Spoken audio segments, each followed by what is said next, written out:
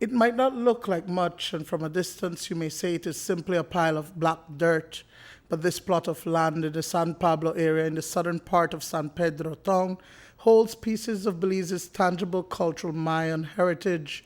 The mound, which was once known to have a palapa, a stellar replica, and at one point even picnic tables for residents to use as an open space, was desecrated last Sunday after a portion of the property was bulldozed by a private contractor. Today, various colors of Mayan remnants are visibly seen scattered on the site and the stellar replica destroyed. While half of the property has been overturned, the shards of pottery predate Christ, and it is believed that the site was a trading point for the Mayas. We did a site inspection, and it is just absolutely unbelievable what you can find there. It's just a blanket of pottery that has been overturned. We all knew that the site was there. How far it dates back, unknown until some experimental excavations can be done by the proper authority. Some of the pottery that was found by the Institute of Archaeology and a visiting archaeologist this week has uncovered pieces of ceramics. The pottery is called ceramic, and it looks as though some of it could have been what we call coconut walk, which was used in very large bowls to boil down salt water and make the salt. And then the edges of the bowls were broken and they carried the salt in the bottom.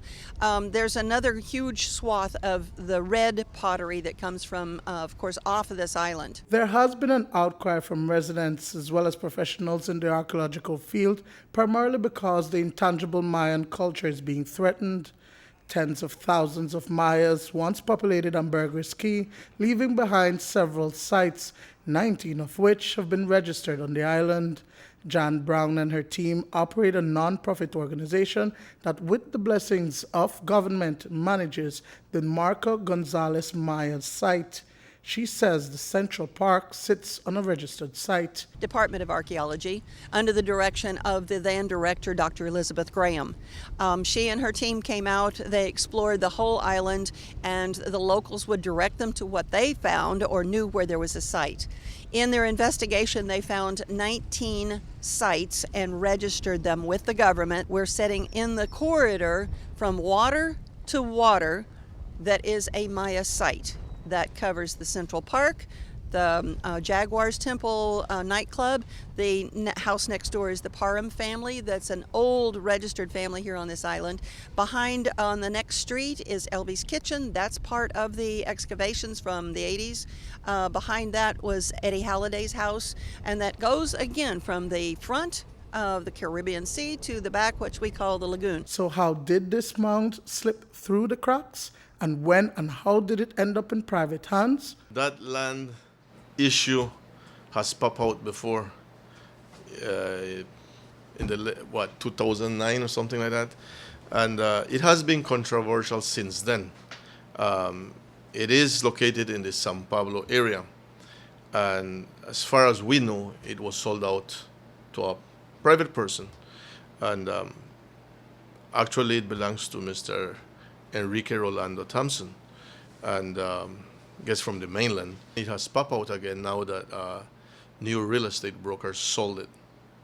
That's the word out there, that they sold it. And now they had approached our workers to go and level the land and kind of clean it. But I was very good at it that I say, no, let's not touch that property. It was originally sold by one of our town council officials, and at that point, a year or so later, somebody was attempting to get approval to build something on it through the authority, and Minister Heredia, area rep at the time, and he said, you can sell it all you want to, but you can't build. Following an investigation by the Institute of Archaeology in the aftermath of the destruction, a stop order has been issued against the owner. The council actually endorses that, and it's part of our cultural heritage, and it might have a connection, whether it's Santa Cruz or Marco Gonzalez or any other archaeological site on the island. My suggestion for this thing to stop has two ways. We either write a letter to the Ministry of Natural Resources to just swap, do a swap with the private owner, give him another property somewhere else, and give up this one, and this one can be registered as a archaeological park or something. We can move on to find a group here in San Pedro to make it into a park and take it back to its natural setting and be able to move forward from there and really protect it and love it. It's their history. It's the Maya history. It's the history of the San Pedranos. Duane, Moody for News 5.